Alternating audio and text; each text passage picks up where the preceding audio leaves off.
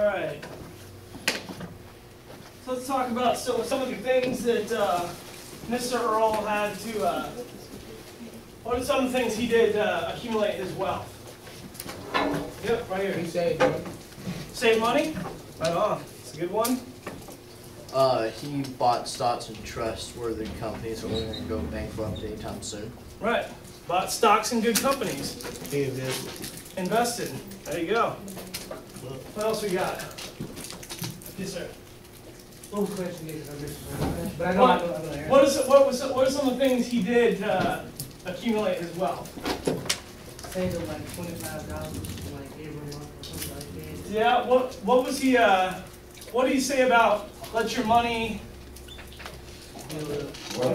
work for you? Let your money work for you. That's what interest income gives you the power of doing. Go ahead and. So he had a tight budget. We talked about how you have to manage your money. You have to know where your money's going. You can't just go out and go, okay, well, I'm going to spend my money and hope that I make it to the end of the month. You have to run a tight budget. You have to know how much money's going. When you're making $80 a week, you really got to know where your money's going. Obviously, back then, it's like making $400 a week now, but he still made it work. He had to know how much was going to rent, how much was going to his car, how much was going to fixing his house or his car. Started saving at a young age. Anyone remember what age he started saving at? 13. 13? Who you raised? I raised my hand. Okay. Okay. All right, so 13 years old, he started saving. That's another solid key. I mean, if you start saving, you could save the first 10 years of your life from 16 to 26, and you're going to be better off than someone that starts saving 26 to 36 because that money keeps growing. We're going to look at that in a little bit here. He paid off his home. That's a huge benefit. You go out there and buy a car or buy a house. For 30 years, you pay a home on a home loan. After 30 years, you have your house paid off. You don't have any more home payment after that. If you rent for 30 years, after 31 years, you still got to pay rent. You don't have a free place to live. He paid off his house, had no debt. So you can imagine if you have a house payment of $600 a month, and then you don't have to have that anymore, you can put all that $600 towards savings, towards buying a new car, going on vacations, paying for your kids' college. And he talked to people about money, asked questions, went to bankers, talked to people who knew a lot about finance. You know, he had a learning disability, and he still overcame that. He didn't make a lot of money, and he still overcame that by talking to people about money. Ask questions. Like I said, just go out there. There's a lot of information out there, how to make money, how to save. Just go out and make good financial decisions, and we're going to look at some of the things you can do to do that. So just a quick question for you. Who can tell me, out of 10 people, how many of them do you think inherited their $1 million or become a millionaire? Right here. But out of 10 people, like what percent? Or 5%. Nope, a little bit higher than that. About 44%. Nope. How many people? Tell me out of 10. 7%. Oh. No. How many people out of 10? 9? No, it's much lower than that inherited their money. You back? 1 in 10. So just a little bit higher than that. You here? 3. A little bit lower than that. Here? 8. Lower than that? Oh, 2. 2 people. Yes. He said. All right. 3 and. So, Higher than 1. yeah, it pays to pay attention. So here we go. 2 people in 10 inherited their $1 million. Became millionaires by inheritance. What does that mean? That means 8 people did what? Worked hard, saved hard. You know, came up with creative ways to make money. All right, so I got another one for you. If you're a millionaire, an average millionaire, what kind of house do you think they're living in? You think they're living in a $320,000 house, a $740,000 house, 1.5, or 2.8? How about you? A? Good guess. Yeah, $320,000. That's the average millionaire lives in a $320,000 house. A little bit different than some of the stuff you see on TV, huh? Very few people that are true millionaires are out there living in $1 million homes. People that live in $1 million homes a lot of times are barely getting by, living paycheck to paycheck, and they rarely have their homes paid off. So this kind of shows you that people, and if that's the average is $320,000, you can bet that a whole lot of millionaires are living in homes that are $150,000, $200,000 homes that they just lived in a really long time. So that kind of gives this will give you kind of a basic idea of what millionaires, the average millionaire looks like. Like we said, 8 out of 10 of them made their own way. They made their own money. A majority of them never spend more than $500 on a watch. The people that are flashy and spend all their money on fancy things usually end up in bankruptcy. How many times do we see sports stars that were millionaires making top of the game 1 year, and a few years later they're bankrupt and trying to sell their trophies to pay their bills?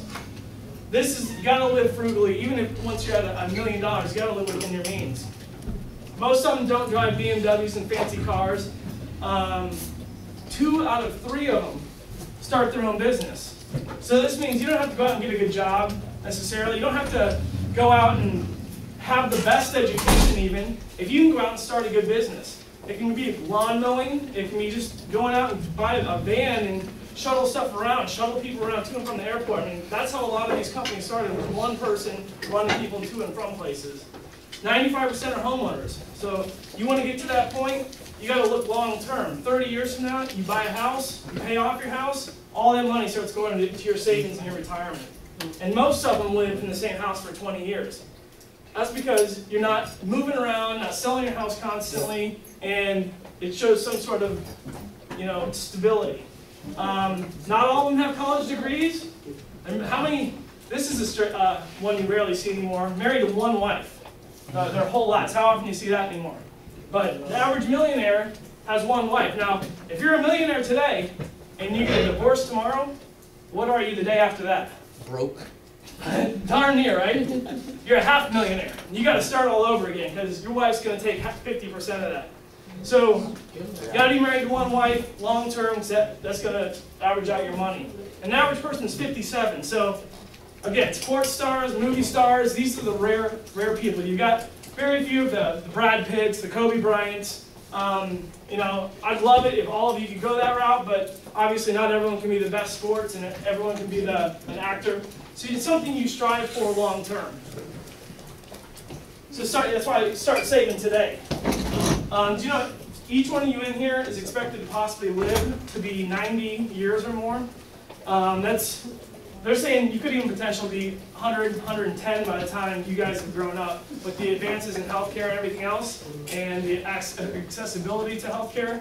So if you just started saving now, by the time 50 years from now, you could easily be a millionaire and retire and have some good time to just enjoy the fruits of your labor. So I'm going to go ahead and. So what are some reasons why you think you should save? What are good reasons to save? Yes. What kind of things in your future? Go to college. That's the best one I've heard all day. Right here. Provide for your family. There you go. You got some other ones here? Yes. Provide for yourself. It's like if you're doing something and you run out of money, by the time you'll have extra money. Right. Emergencies, right? Exactly. So you can go ahead and put bring up the next one here. So like we said, education. Who wants a nice new car someday? Who wants to travel, see the world? Women spend some crazy money on hair and nails and things. Us men, I don't know that we don't necessarily get it, but the money you spend, you probably got to save for that. Want to buy a house? You got to save some money for a down payment. Starting a business. It doesn't take much to start a business. You can go out and save $10 a month or $20 a month and buy a new lawnmower in just a few months. Not even a new one, you can buy a used one for less than that. So you can be out there, go door to door, mow some lawns, and you can make some money. Education, good one. To help others. If your mom gets sick, your grandma gets sick, and this is going to happen, I promise you. I've got cousins that are in bad situations that don't have much money, and when something bad happens, they rely on their family to help them out. And that's what we want to do, is be there for the people we care about. And investing for retirement and wealth and security. How many of you here want to work the rest of your lives so you die? Until you die? No, you want to get some time to enjoy life, right? You don't be working until you're 100. And if you're going to live to 100, can you imagine if you guys graduate from high school and you'll be working for 82 years? No thanks, right?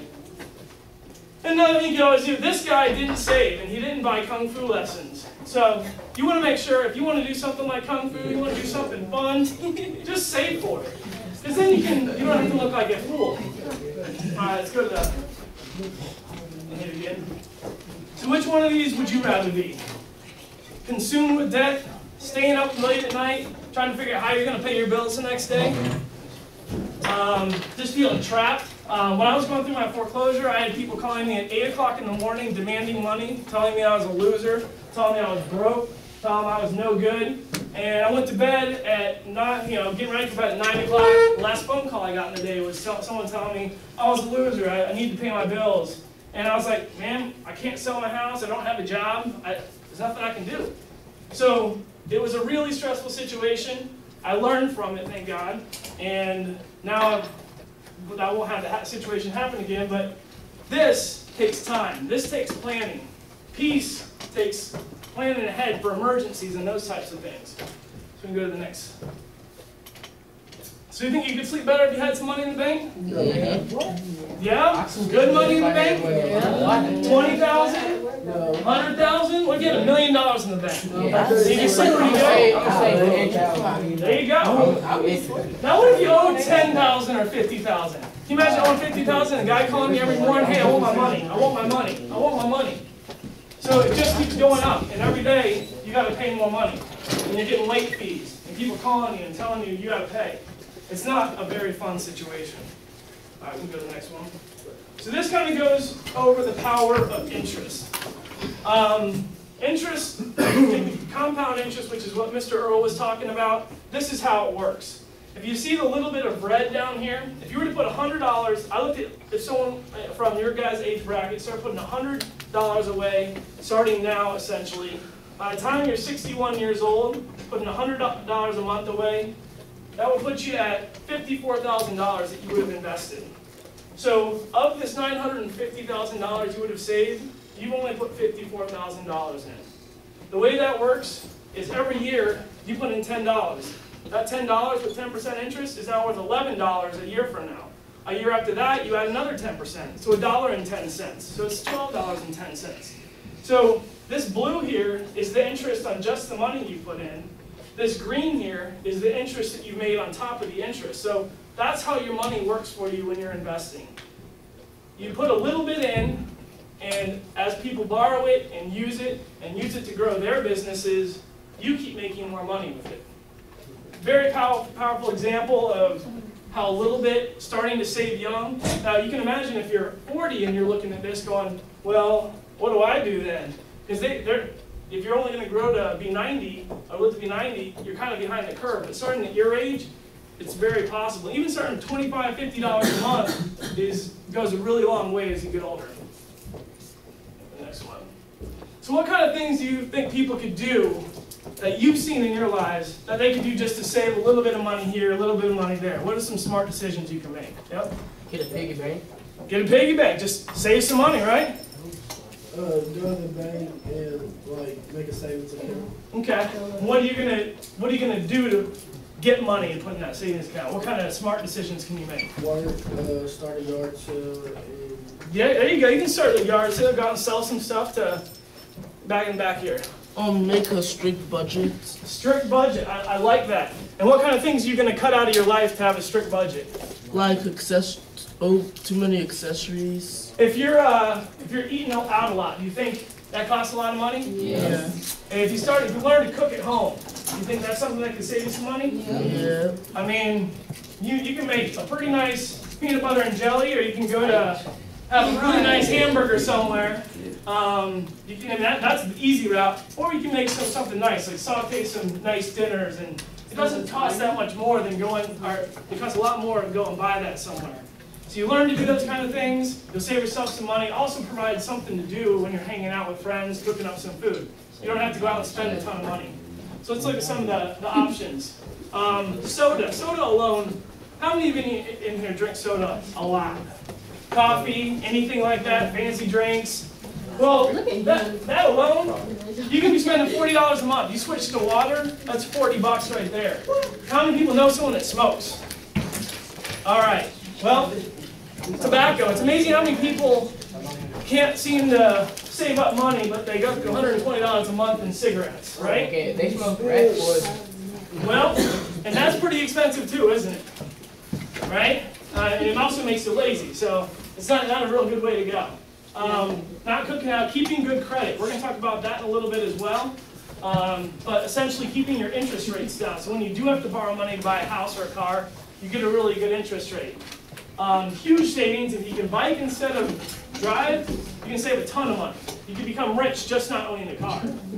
And small things, like we get free coffee at work, but I still see people buy McDonald's coffee or Starbucks coffee on the way into work because they like the way it tastes. Well, I save myself $40 a month just by taking the free coffee at work. Take the free things where you can get them. By doing that, $480 a year, I get to go on one more vacation a year. You know, it's all the small things in life that you're making a financial decision, even though you don't see the big picture of it. So this kind of is going to talk about how that looks for you. What could you buy with $10,000? A new car, a used car at least? Yeah. Maybe an education? All right. So for $10,000, if you had it at 10% interest for 5 years, this is what your monthly payment would be, $212.47. After that amount of time, you would have paid $12,748. That means you paid $2,748 in interest to borrow that $10,000. That was the cost of that money to borrow. Now, if you look at it, maybe you bought a car with this, and you chose to ride your bike, and you invested that $212. After 5 years, you'd have $16,661 in your bank, in your savings. And you would have earned almost $4,000 for doing nothing other than saving money. That's how interest works. And push the. So interest can either it can either cost you a lot of money or make you a lot of money. And in America today, so many people are carrying a lot of debt, and it's really hard once you're in a lot of debt to get out of that debt. Be on this side of the equation where your money's working for you, making you money, not costing you tons of money. And then when you go late on this, they charge you late fees and they raise your interest rates and put you in a bad situation. Don't be on this side. All right, so now we're going to look at automobiles. How many people are kind of in that place where they're starting to think about a car? All right, we all want to be able to drive, right? No. Well, it's pretty exciting. I like being able to drive, but they're the worst. Why are cars some of the worst investments? Why are cars some of the worst investments? Why are cars some of the worst investments? Here? Gotta pay for gas, right? It's expensive to drive a car. You have to repair them a lot. Repair them a lot, that's expensive. Okay. You gotta pay for the car note. Pay for what? Car note. There you go, car payment. You gotta pay for interest on the car payment. So those are all kind of what goes into the car expenses. And you have to think about each of these when you're going to buy a car. A lot of people forget miles per gallon. How important is that? Well, we're going to look at a situation where a truck gets half the mileage of some of the new cars. Bring your friends to the front office, please, what you're cutting class with. Thank you. Busted.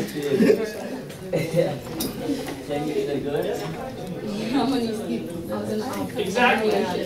Yeah, a big thing about cars that a lot of people don't consider is if you buy a new car, if you go out and buy a $20,000 car, the second you drive it off the lot, it's worth $17,000. Why is that? Say it again. Back here. It's used. Because it's used now. The dealer doesn't want to buy your car back. They just sold you a car. Why would they want to give you your $20,000 back? Hey, you want to sell me the car? Give it to me for $16,000. I'll go out and sell it again for $20,000, $19,500, something like that. If you want to go out and sell it on Craigslist or on Auto Trader or something, you're not going to be able to sell it as a new car because they can go to the dealer and get a new car. So they're going to give you $18,000 or $17,000 for the car. So right after you drive off the lot, you've lost 10% of the value of your car. Not a good investment, right? We want to invest in things that make us money, that increase in interest, that make us better people, like education, those types of things. So let's go to the next one. So how can you make good car decisions? Yeah? By make, model, and if it works. Right. Just look at what are the good makes and whatnot. If it holds good. Yeah, you don't want a gas hog. There are many cars out there. There aren't many good cars. Definitely look into Consumer Reports. It's your library. You can find a library that's got Consumer Reports. Google a car, look up. I mean, there's lots of information out there. Make good car decisions. It only takes a half hour to figure out if a car is really good. 15 minutes, you can figure out if a car is good or not. So let's. First of all, what do y'all think a good car is? You A guess. new car, Wait, brand new hand car. raise, hand raise. That Thomas. works. A good car that fits you and gets you from point A But to like, point B. what type of car would be a good car, Heather? Like blue car, Oh, what were you gonna say? like Corvette or something. A Corvette. What do you think, Heather? That's not. What kind of car do you think would be a good car? And What's good? What? Honda. A Range Rover. Range Rover. Mag. Steel. A what? Mag. You use local language in my classroom. David. didn't say, did you know bad right? Nissan. I like the ultimate. That's true. Cordell, what you got? Corvette. Marcus? Hybrid. What? Hybrid. What kind of hybrid? what was it? Toyota, Lexus, what? Toyota, okay. Let's see your vote now. Cadillac. Let's see your vote. Which of these two cars do you think is made better? Who thinks? Notice the BMW is $36,000 and the Corolla is half that price. So it takes time to survey the information. Take a minute to read the slide. Reading is leading, right? Who thinks the BMW is the better car? Raise your hand. I should have at least 19 votes right now. 1, 2, 3, 4, 5, 6, 7. Okay, so the next one better be 12 then, right? 7 for the It's how BMW. gas. How about for the Corolla? Who votes for the Corolla as the better car? 1, 2, 3, 4, 5, 6, 7, 8, 9, 10, 11, 12, 13, 14. All right, y'all did it. Good job. We can vote as a class. Nice. 14 for the Corolla. Was it 7 for the BMW? Who said BMW? Why? Why, JP? I changed my mind. BMW because it costs more. So it must be made better. Better quality, Yeah, it costs better more? quality. And the BMW made of seats, something like that. Yeah. It's supposed to be German engineering. Engineer, there you go. Yeah. All right. I changed So who else said BMW? Another reason. Who else said BMW? Girl once. David, why BMW? Because it's nice. We might just say it's a sexier car, right? Okay. Looks better. Now, You was in a Corolla. process. What? Who said Corolla? Oh, I got a lot of volunteers. Oh, yeah. I've not heard much from Benicia yet. Go ahead. Okay. I think it is because the gallon rate. Miles per gallon? And then on top of that, you like premium it costs more than regular. Okay. You picked on a premium versus regular. You read it very well. Thank you. What about Clinique? Not from you yet. I think that the Corolla because it's gonna be high on gas.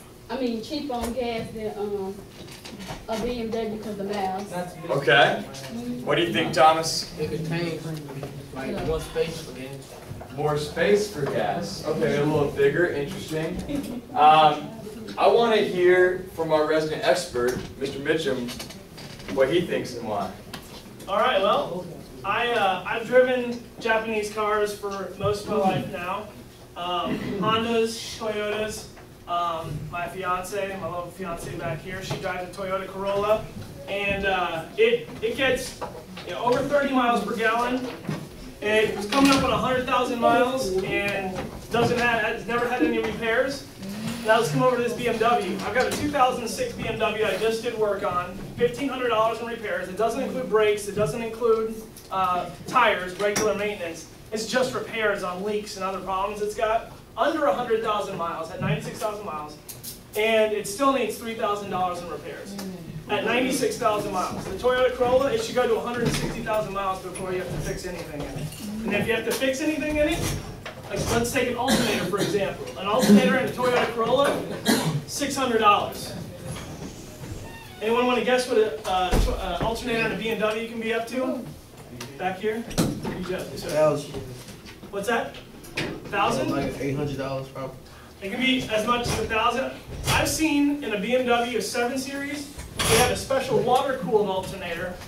I have no idea why you need a water-cooled alternator, but I sold one for $1,800 to do that repair. The Toyota Corolla, $600 to fix an alternator. And it won't go out until over 160,000 miles. The BMW is probably going to go out about 110,000 miles. these cars, this one looks nicer. The leather interior is much nicer than you would get for an interior out of a Corolla, but it's going to cost you thousands and thousands of dollars to get to the point wherever a Corolla is going to start having problems. So I got some handouts here. We're going to kind of look at what the long-term costs of owning a car are. Who wants to be my BMW too? I got you. All right. So we're going to find out what the monthly cost of, and yearly. Listen to the directions right now. He's going to have some group work. Who wants to be buy my Hyundai Accent, brand new car? All right. You got a you're actually going to be leasing a Hyundai Accent here. Who wants to buy a Hyundai Accent? It's got good gas mileage. Hey, table one. Directions are. All right, you guys here are going to buy my Hyundai Accent. Chevy Tahoe, big O SUV. All right, you guys over here. And you guys here are going to be my used Toyota Corolla.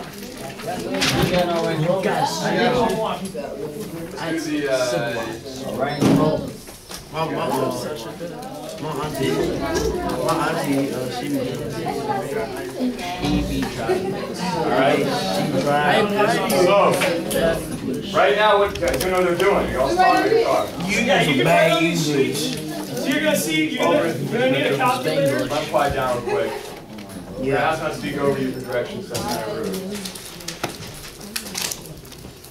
It's a fuel type. All right. I listen very close to the directions so the first group can win. First group John wins. So you're on here what you need to do, JP, and then you're all free. All right, you'll see the first section is finding out how many miles per gallon you're going to use a year. Multiply that times the amount of gas, the cost of gas.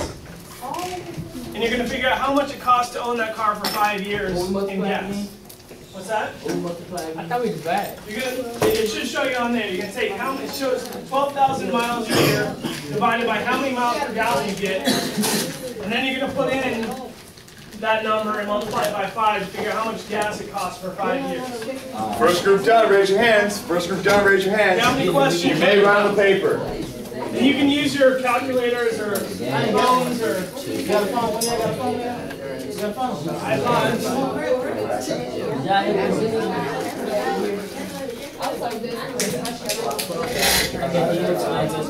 Yeah. So what you're doing, you're going to figure out how many miles per gallon you use, how many gallons you use. Divided by 5. What you trying to do? Multiply again. Alright, multiply 342.85 by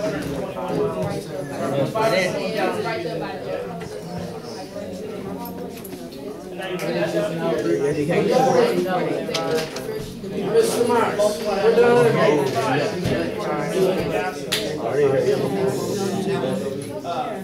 Who's done? Who raised your hand?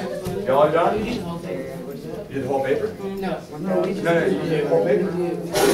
So I should clarify. First we got the whole paper. Keep reading.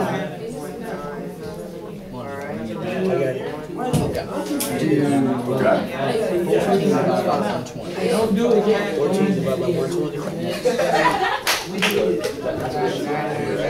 That's how much the gas costs. Yep. Yeah, keep going down. This one is just 120,000. More than 20,000 times how per gallon. I now got to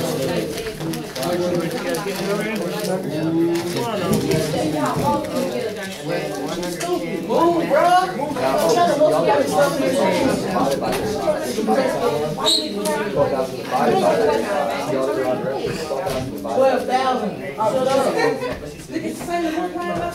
Oh my God.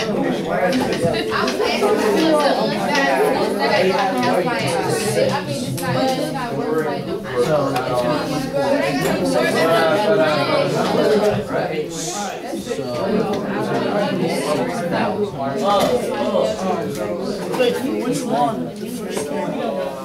This one.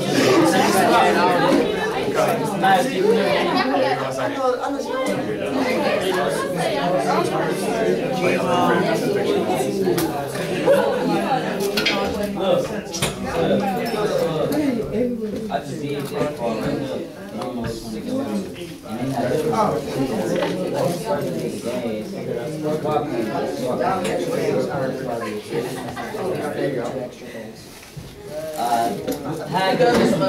Write that again. So? I'm pretty sure. You don't know if it was too big. Question mark or anything? Yeah, I want to do that. That's